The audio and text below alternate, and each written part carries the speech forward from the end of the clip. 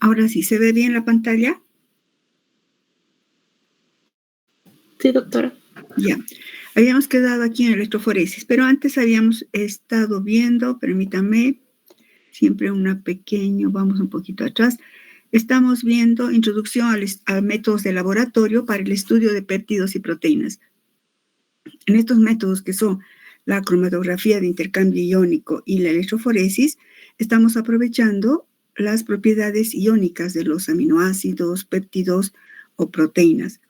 Estas moléculas, debido a que pueden cargarse positiva, negativamente o cero, dependiendo del pH, pues se los puede separar o purificar mediante la cromatografía de intercambio iónico, que puede ser de dos tipos, ¿verdad? Cromatografía de intercambio aniónico o de intercambio catiónico. En ambos casos de cromatografías, si digamos es una cromatografía de intercambio catiónico, lo que se intercambia son cationes, es decir, aminoácidos o péptidos que estén cargados positivamente. Y se utilizan resinas de intercambio catiónico específicos para cada tipo de cromatografía. El siguiente método, que es donde habíamos quedado, es la electroforesis. Este método es sumamente utilizado para separar sobre todo proteínas. Puede ser también para aminoácidos e incluso para ácidos nucleicos. La electroforesis consiste en mover las partículas cargadas como iones en un campo eléctrico. En las cromatografías que hemos visto simplemente ¿recuerdan? La repartición, diríamos, entre una fase estacionaria y una fase móvil, que según la afinidad de los componentes con la fase estacionaria se van separando los componentes. En cambio, en la electroforesis ya hablamos de un campo eléctrico y por esa razón se utiliza como equipo una cuba electroforética. Una cuba electroforética, para poder entender mejor lo que viene adelante, está formado por, parece esto, una cuba en la que hay dos compartimentos, donde se coloca la fase líquida, que es un buffer, vamos a hablar eso. En estos dos compartimentos hay un buffer. Atravesando o sumergido en el buffer, por ambos lados está una fase inerte, una sustancia inerte, que asemejaría a una fase estacionaria, pero se denomina fase inerte, que puede ser papel o puede ser un gel. Vamos a hablar. La muestra se siembra por lo general en el centro. En la muestra tenemos una mezcla de aminoácidos o mezcla de péptidos. Entonces, por capilaridad, si este es un papel o un gel, fíjense en mi cursor, el buffer va subiendo, va avanzando, fíjense en mi cursor, por ambos lados, hasta alcanzar a la muestra. Entonces, la muestra, según el pH al cual se encuentre este buffer, los componentes de la muestra van a quedar cargados positivamente o negativamente o cero, según sus características estructurales, según su composición. Y entonces se somete a un campo eléctrico, se da un voltaje, y en estas cubas además están sumergidos los electrodos, el ánodo o electrodo positivo, y en el otro extremo el cátodo o electrodo negativo. Y entonces las muestras, los componentes de la muestra, según la carga que tengan, van a avanzar hacia el polo que las atrae. Bueno, esa es una manera muy resumida, ¿verdad? Veamos entonces, el desplazamiento de los iones ocurre en un medio líquido, el buffer, que está sostenido por una sustancia sólida inerte, que puede ser un papel o un gel. El líquido es una solución salina, es un buffer de pH conocido y sirve no solamente para arrastrar a los componentes, sino también como un medio de conducción cuando se aplica un voltaje. Puede haber también, esta es una electroforesis horizontal, hay también electroforesis verticales en las que se siembra en la parte superior la muestra. En este caso, los componentes de la muestra se lleva un pH que esté cargados negativamente. Generalmente se usa para ácidos nucleicos. No vamos a hablar mucho de esto.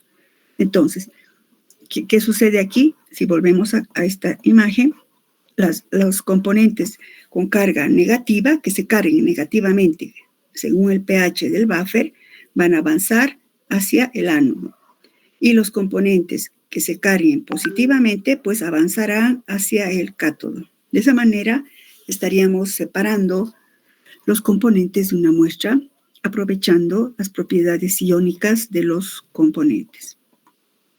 ¿Cuál es el fundamento, pero, de la electroforesis? ¿En qué se basa?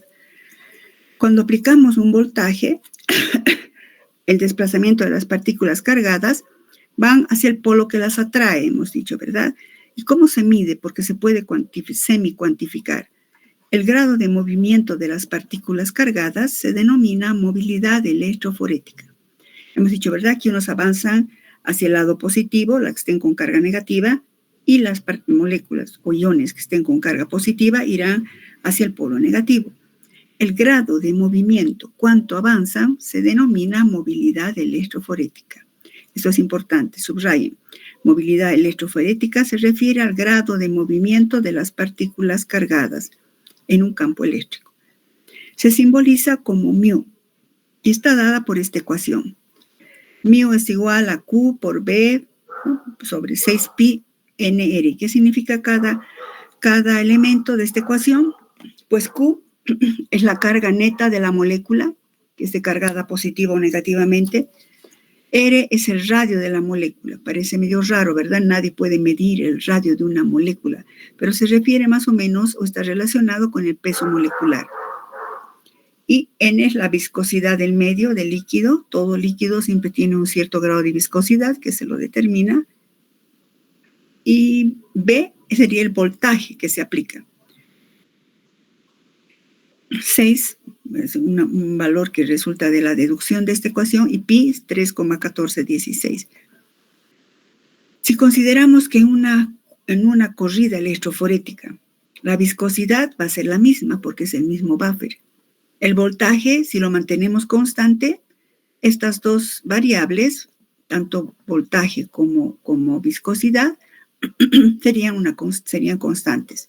A su vez, pi también es constante. 6 es un número constante en la deducción, y entonces todo esto, como es constante, se transforma la ecuación en μ es igual a Q sobre R. Es decir, el desplazamiento de una partícula cargada, ¿de qué va a depender? ¿De qué depende el desplazamiento de una partícula cargada?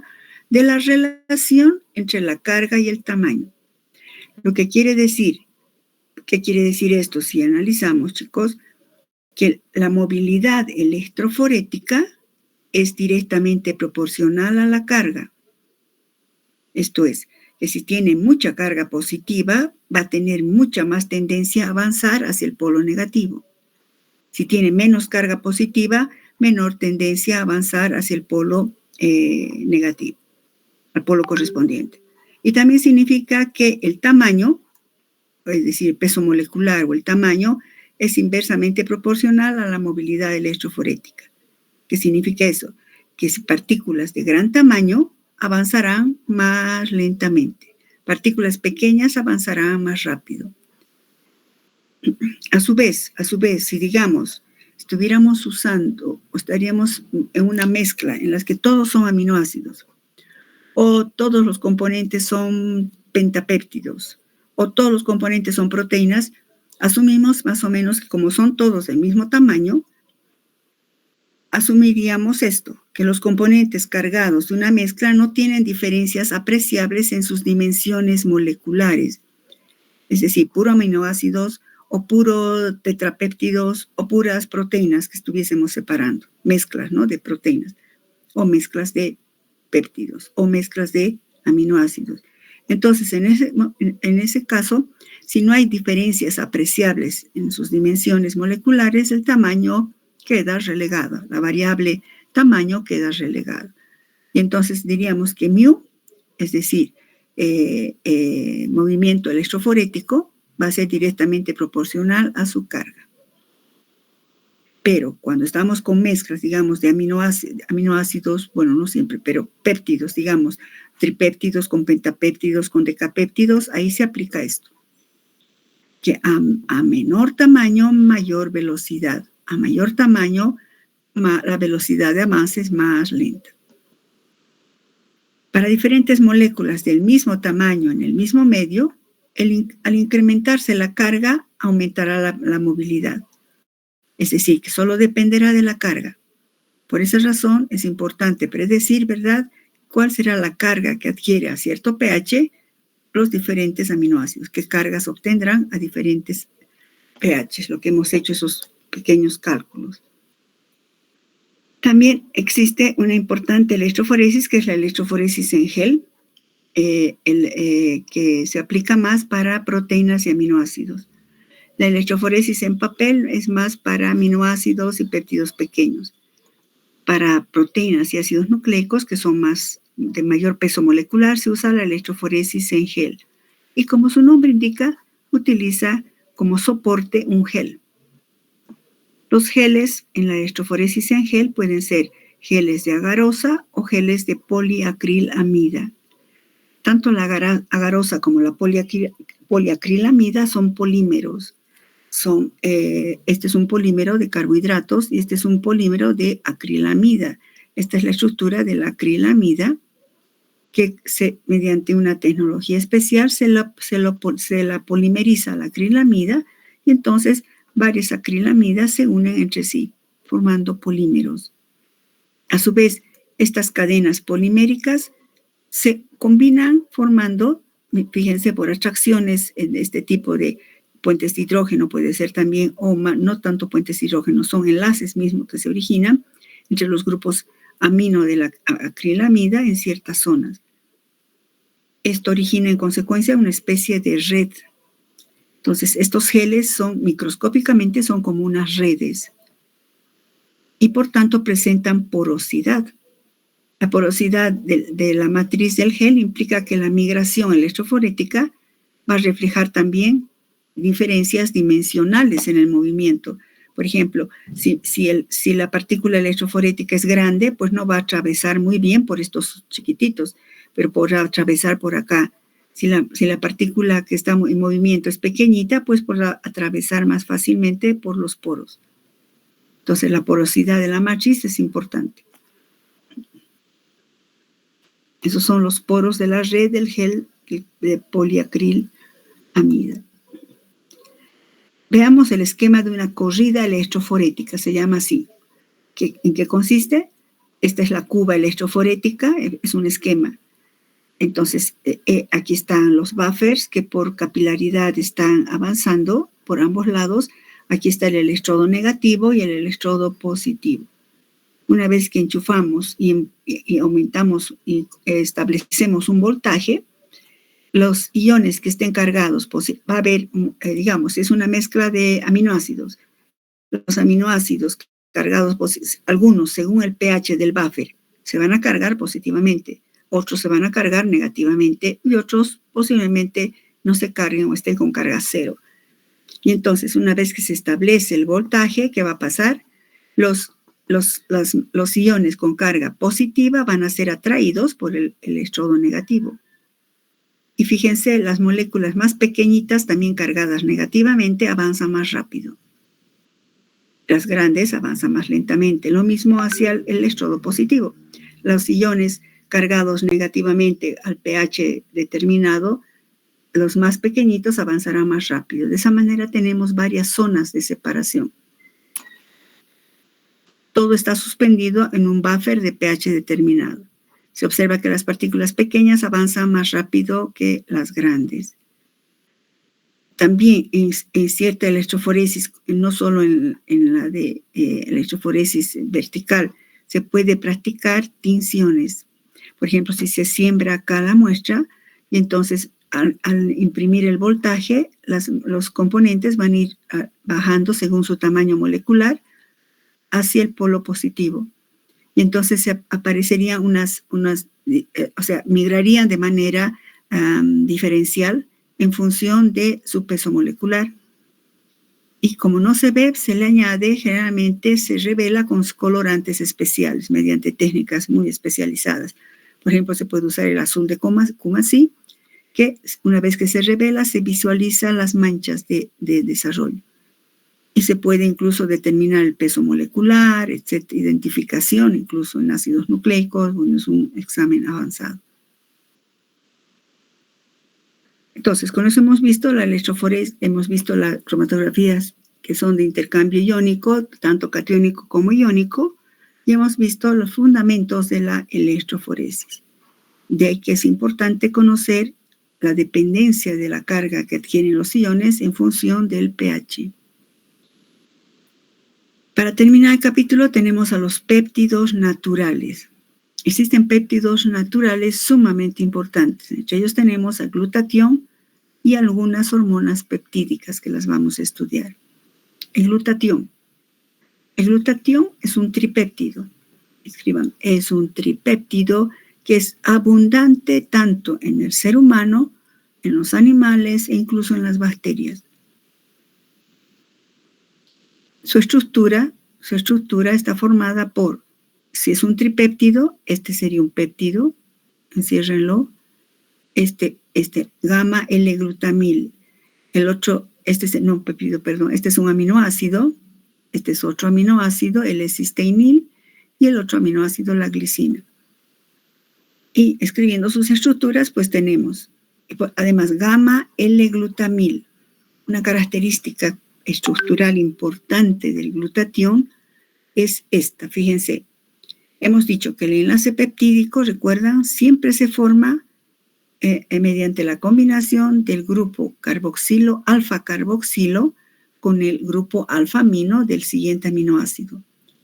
El amino de un aminoácido hace un ataque electrofílico al grupo alfa-carboxilo. Eso es en todos los enlaces peptídicos, en los péptidos normales y en las proteínas. Pero el glutatión tiene esta particularidad de que el enlace peptídico, no está formado con el grupo alfa-carboxilo, sino con el grupo carboxilo de gamma. Si este es el carbono alfa, beta, gamma, el carboxilo en carbono gamma es el que forma el enlace peptídico. Por eso se llama gamma L-glutamil. Bueno, el siguiente aminoácido, la cisteína, o cisteinil en este caso, y la glicina. ¿Qué funciones cumple el glutatión? Porque es importante estudiarlo. En primer lugar, es una forma de almacenamiento de cisteína, que sería esta molécula, ¿verdad? Este aminoácido, la cisteína. La cisteína van a ver que juega un papel importante en la estructura de las proteínas. Entonces, es una fuente de cisteína. Y otra función muy, muy importante, quizás la más importante, es que el glutatión es un agente reductor debido a su grupo sulfidrilo. El grupo sulfidrilo, recuerdan, los tioles en química orgánica son reductores. ¿Qué significa reductores? Que pueden donar donar electrones, pero no donan electrones solitos, ¿verdad? ¿Recuerdan? Hemos visto eso. Lo donan como átomos de hidrógeno o como hidruros. En este caso, el sulfidrilo dona electrones como átomos de hidrógeno. Entonces es un importante agente reductor. Y en consecuencia cumple una función protectora. Vamos a ver. La conversión, digamos, tenemos aquí dos moléculas de glutatión reducido. Se van a oxidar hasta glutatión oxidado, la simbología estoy poniendo aquí, y perdiendo 2 átomos de hidrógeno. Si vemos la estructura global sería esta, ¿verdad? Este es el gamma L-glutamil, L-cisteinil y la glicina. Y entonces, un glutatión se va a oxidar y se van a unir 2 moléculas de glutatión. Este sulfidrilo ha donado un átomo de hidrógeno. Este sulfidrilo ha donado otro átomo de hidrógeno. Entonces se pierden 2 átomos de hidrógeno que van a actuar como electrones para reducir a otra molécula, y los dos, debido a la ruptura homolítica, se forma un puente de disulfuro. Entonces, el glutatión oxidado, pongan aquí, glutatión reducido. Aquí pongan glutatión oxidado. Esto es bien importante, chicos. Glutatión reducido glutatión oxidado. Cuando se oxida entonces el glutatión, ¿qué cosa pierde? 2 átomos de hidrógeno. Estos átomos de hidrógeno van a actuar como reductores. ¿Y cómo es eso? ¿Cómo es esa acción reductora? El glutatión reducido cede átomos de hidrógeno, como hemos visto en la anterior ecuación, y van a ir a oxidar a agentes oxidantes dañinos. Primero, partamos de esto. Escriban aquí. En el metabolismo oxidativo, o durante el metabolismo oxidativo, se forman agentes oxidantes dañinos. Se forman agentes oxidantes dañinos.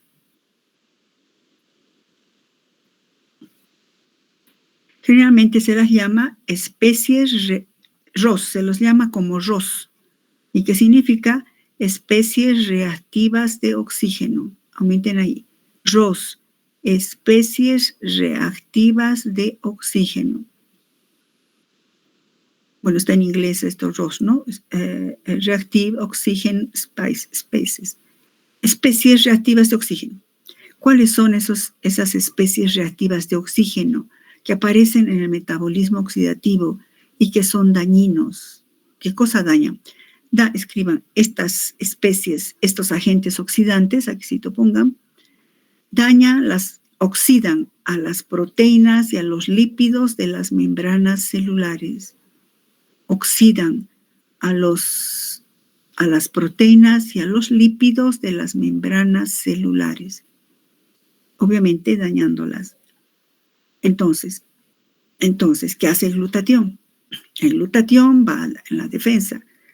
Cuando se forman estos agentes oxidantes dañinos, el glutatión cede átomos de hidrógeno y los reduce a estos componentes hasta formas inocuas como agua. El glutatión, por eso es función protectora. Reduce este componente, se llamaría radical oxidrilo, ahí sí lo pongan. Aunque ustedes saben, ¿no, chicos? Que este es un radical hidroxilo. Y saben que es el peróxido de hidrógeno. El glutatión reduce al radical oxidrilo o hidroxilo y al peróxido de hidrógeno hasta agua. Formas inocuas. Pero al reducirlos a estos, ¿qué pasa? Hemos visto en la ecuación, el glutatión se oxida. Como no puede quedarse así, porque este es el que nos protege, él nuevamente tiene que transformarse en su forma reducida, gracias a una enzima que es la reductasa del glutatión. Entonces, para entender este esquema, chicos, queda claro. El glutatión reducido, fíjense, por eso he puesto una flecha, el glutatión reducido, por acción de la reductasa del glutatión, esta enzima, nuevamente se reduce hasta glutatión reducido, listo para nuevamente defender. ¿De dónde saca electrones? Pues son agentes reductores, estos que vamos a verlos más adelante, NADP y NADPH. Bueno, adelantamos primero. NADP viene de las siglas de N, nicotinamida. Nicotinamida. La A, adenín. La D, dinucleótido. La P, fosfato. Y el hidrógeno significa reducido.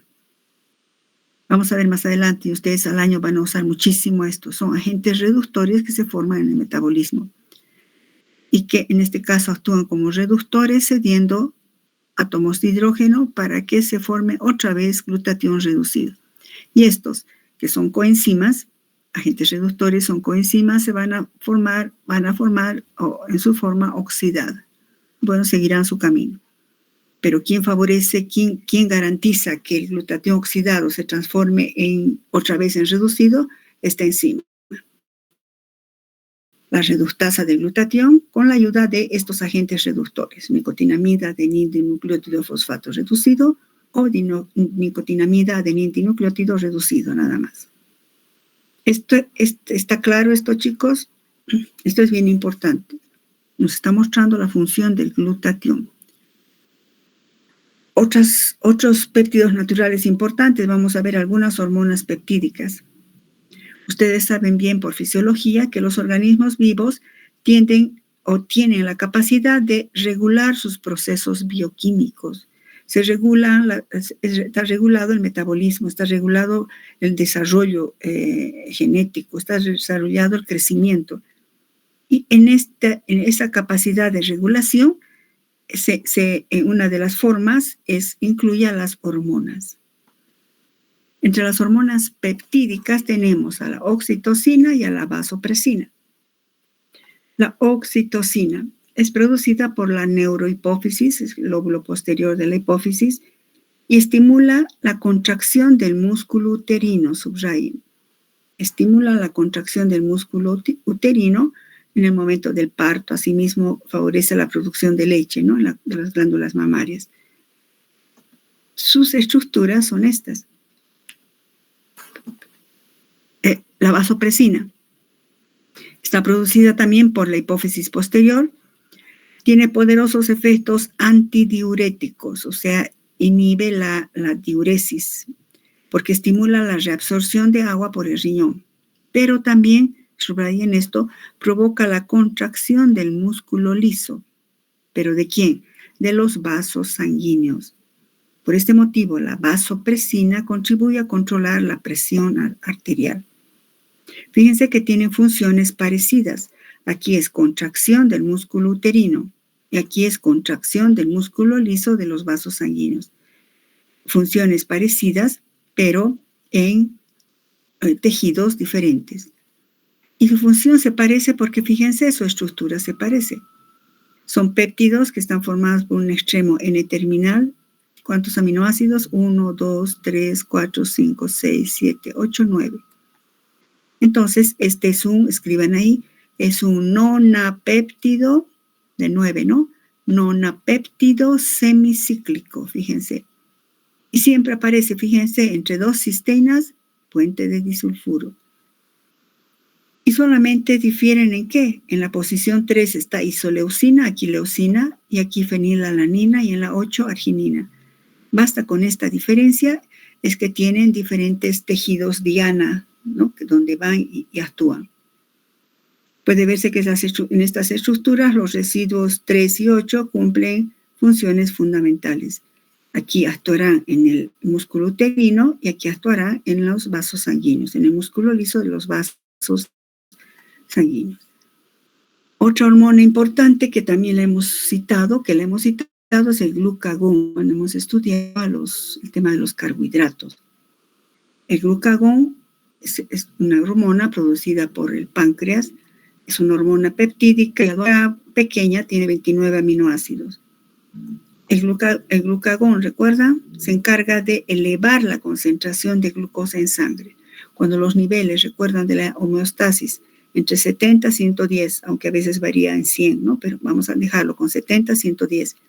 Si los niveles de sangre están bajándose,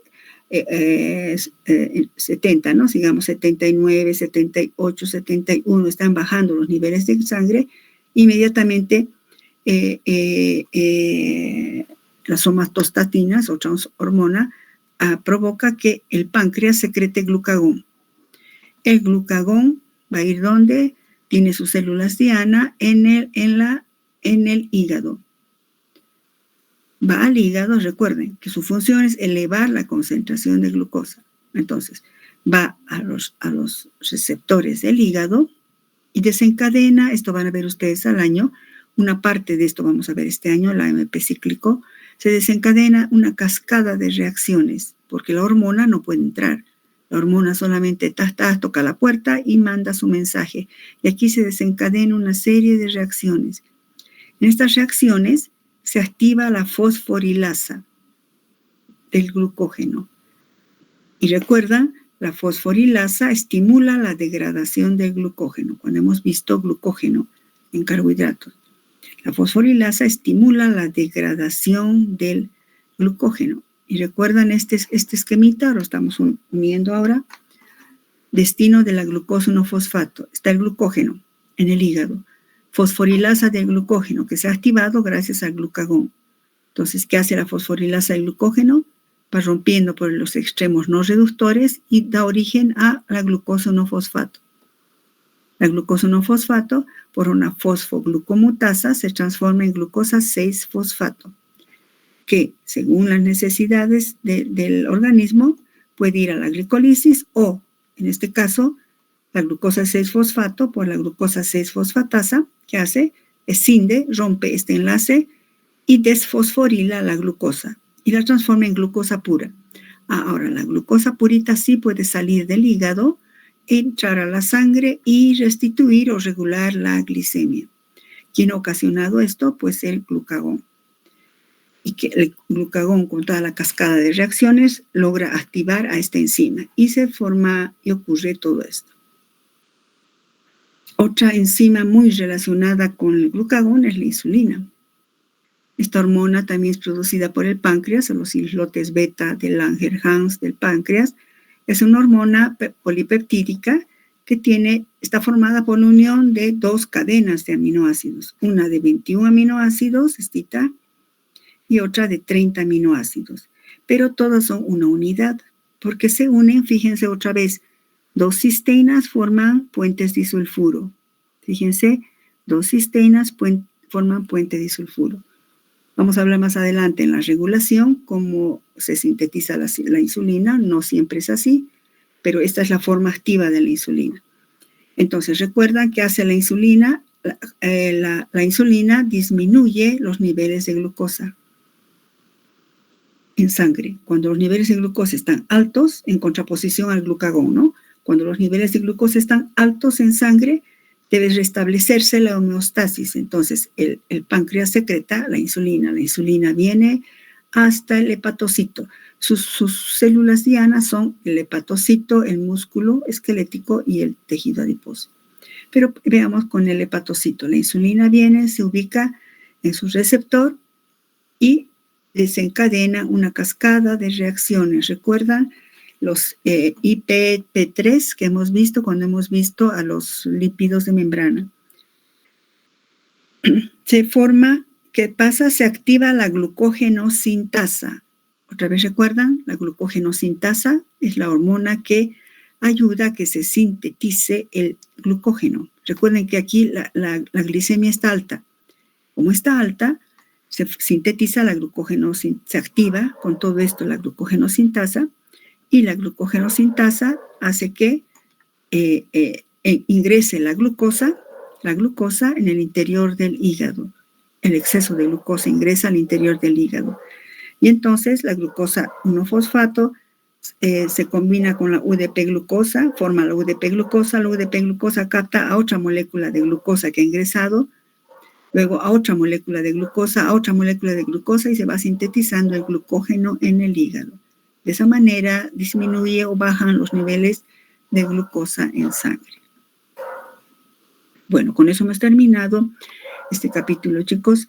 Hemos visto aminoácidos, la estructura de los aminoácidos. Hemos dicho que existen 7 clases de aminoácidos. Solo 20 aminoácidos forman parte de las proteínas. Están condicionadas genéticamente. Hemos visto las propiedades iónicas de los aminoácidos. Hemos visto que los aminoácidos pueden cargarse positivo o negativamente según el pH al cual se encuentren. Hemos visto a los péptidos, que resultan de la combinación de 2 o más aminoácidos, que también los péptidos tienen propiedades iónicas, y por tanto esas propiedades iónicas, tanto de los péptidos como aminoácidos, nos sirven para separarlos o purificarlos. Métodos de purificación y separación tenemos cromatografía y electroforesis. Ambos métodos se basan en las propiedades iónicas que tienen estas moléculas. Entonces, en estos dos métodos influye muchísimo el pH del buffer que se utilice. Hemos visto luego péptidos naturales como el glutatión, que es un tripéptido natural, gamma L-glutamil, L-cisteíniglicina, cuya función relevante es que es un agente reductor, porque nos protege ¿de qué? De agentes oxidantes dañinos que se generan en el metabolismo oxidativo, que ustedes van a ver cuando vean metabolismo. Se forman estos agentes, especies reactivas de oxígeno que dañan las membranas celulares. Pues ahí viene el salvador, el glutatión, que las reduce estos componentes hasta agua. Él paga el precio oxidándose, pero felizmente la reductasa, gracias a estas coenzimas que son agentes reductores, nuevamente se restituye el glutatión reducido, listo para entrar en la defensa. Luego, dentro del campo de péptidos, hormonas peptídicas hemos visto a la oxitocina, la vasopresina, el glucagón y la insulina. Y hemos relacionado el glucagón con lo que hemos estudiado en carbohidratos. El glucagón se encarga de elevar la glucosa en sangre, sobre todo si está bajando los niveles, el cerebro tiene que estar protegido. Entonces, inmediatamente se activan sistemas para nivelar los niveles de glucosa. Uno de esos sistemas es el glucagón, que lo que hace es activar a la fosforilasa del glucógeno, hidroliza el glucógeno y libera glucosa a la sangre, ¿verdad? Mediante todo este mecanismo que hemos visto. Esto es bien importante, chicos. Esto les va a servir mucho en bioquímica 2. Esto es muy importante. Pongan ahí, por favor. Luego tenemos la insulina, que es la que se encarga de bajar más bien los niveles de sangre. Tampoco conviene, recuerdan la homeostasis. Y entonces, pues, lo que activa es a la glucógeno sintasa. Actívalos, van a ver ustedes al año que se abren canales de calcio que hace que ingrese la glucosa. Como ingresa la glucosa, ahora empieza a sintetizarse gracias a la glucosa 1-fosfato y a la UDP-glucosa se sintetiza glucógeno y los niveles de sangre llegan a la normalidad. ¿Alguna pregunta, chicos? Bueno, es un capítulo, todos nuestros capítulos son un poco largos porque es importante ver la relación que hay entre los aminoácidos, la relación que hay con los péptidos y aprovechar de ver péptidos naturales. Preguntas, chicos, siempre puede haber la siguiente clase. La siguiente clase, ya chicos, les voy a compartir las diapositivas del siguiente capítulo, el capítulo 5, que es proteínas. Nos vemos en el examen. Voy a colocar en el chat, chicos, la doctora Academia me ha asignado las aulas 72 y 73 para el sábado. Voy a colocar en el chat aulas 72 y 73 y el sábado 9:30 nos vemos en el examen. Si no hay preguntas, voy a dejar de compartir. Bueno, hasta luego, chicos. Doctora, Sí, dime, ¿quién habla? doctorita, es hasta el tema 5, ¿verdad? ¿No te escucho? ¿Perdón? Hasta el tema 5 es, ¿verdad? El examen, claro, es el tema 1, 2, 3, 4 y 5. Entra, Eso, gracias. les he hablado en los seminarios, a no ser con ustedes, tal vez no hemos hecho seminario. Mañana hacemos seminarios, ¿verdad? Con el 302 y 313 que me pidieron permiso por su examen de farmacognosia, tienen que unirse, chicos, a cualquiera de los grupos en el horario que he puesto. No vayan todos a un solo horario, no van a entrar en el Meet. Equitativamente se distribuyen, porque no va a haber tiempo. El viernes es feriado y nuestro examen es el sábado. O sea, que se distribuyen en cualquiera de los 3 grupos, chicos, ¿ya? Para el seminario. Hasta luego, chicos, cuídense. Gracias, doctora, hasta luego. Hasta luego.